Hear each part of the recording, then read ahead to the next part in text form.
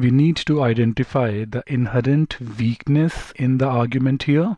Without looking at the answer choices here, the problem with this argument is of circular reasoning. Circular reasoning is a classic GMAT error.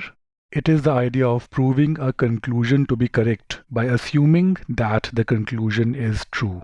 In this case, the argument concludes that in a democracy, citizens may be required to perform government services, and concludes that democracy mandates citizens to perform government services. Answer choice D pinpoints this error here. The error of circular reasoning, the idea of assuming a conclusion to be true in reaching the conclusion. Answer choice D very much paraphrases the definition I just gave.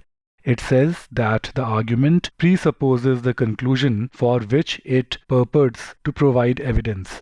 So rather than providing evidence, it supposes the conclusion to be true in reaching the conclusion.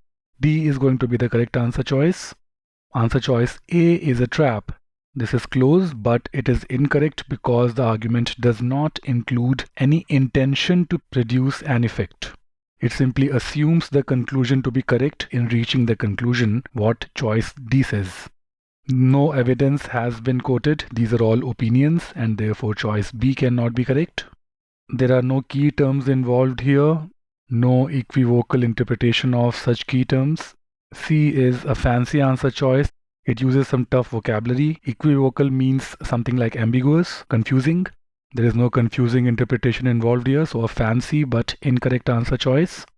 Answer choice E is another fancy answer choice. It carries fancy vocabulary such as evaluative disputes, reference to facts. However, none of this is quoted in the argument here. There's nothing on the lines of evaluative disputes in the argument, and there is no reference to facts.